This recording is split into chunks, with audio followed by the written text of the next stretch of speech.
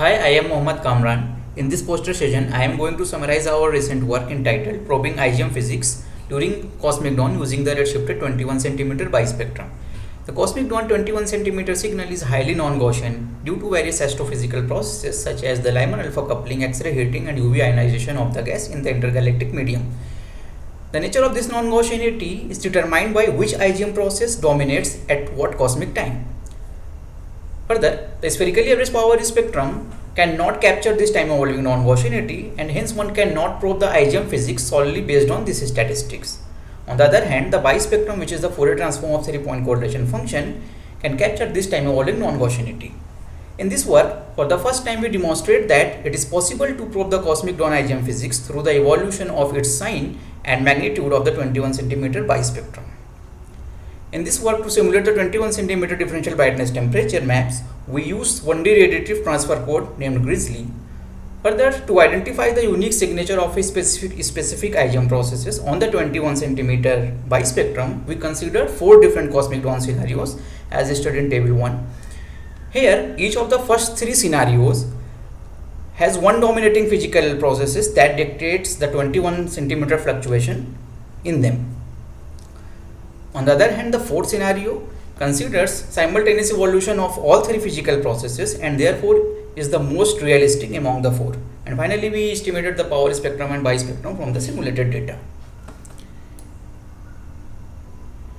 Here the figure 1 represent, in figure 1, the left panel represent the redshift evolution of the global 21 cm signal.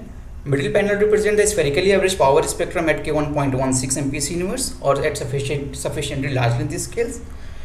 And right panel represent the bispectrum for squeezed K triangles at K1.16 MPC inverse. Here, in case of model A0, where we have considered only Lyman alpha coupling, the bispectrum of which is represented by the black solid line, here we see that the bispectrum is negative in the entire duration of the cosmic dawn. This is because the signal fluctuation is negative in the entirety of the cosmic dawn, as signal is in absorption in the entire redshift range. Further, in case of model A, where we have considered the Lyman alpha coupling with UV ionization, the bispectrum for which is represented by the red line, here we see that the bispectrum for model A agrees with that for model A0 until redshift 12.5. This is because the ionization is not dominant up to this redshift and only the Lyman alpha coupling is dominated. Below redshift 12.5, when the ionization becomes important, the bispectrum for model A shows a sign reversal from negative to positive. Next, in case of model B, where we have considered Lyman alpha coupling, X-ray heating and UV ionization in the Lyman alpha saturated IGM, here we see that the double sign change of the bispectra. First sign change is at higher redshift and second sign change is at lower redshift. So the first sign change here happens when heating becomes important. Okay, when heating becomes important, then first sign reversal happens, and the second sign reversal results when most of the IGM gets heated and the signal fluctuation is dominated by the cold fluctuations in a few remaining cold regions embedded in a hot background. Finally, in case of model C, where we have considered the Lyman alpha coupling, X-ray heating and UV ionization in a self-consistent manner, here the bispectrum for which it is represented by the green line, here we again see the double sign change of the bispectrum.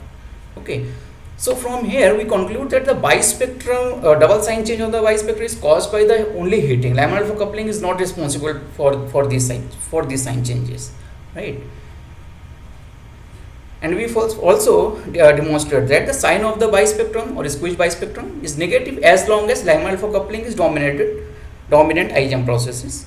And we further concludes that this conclusion hold in the presence of X-ray heating too, and the squeezed bispectrum shows double sign change around the time when X-ray heating becomes the most dominant IGM processes. And we also show that the power spectrum can not probe the IGM physics.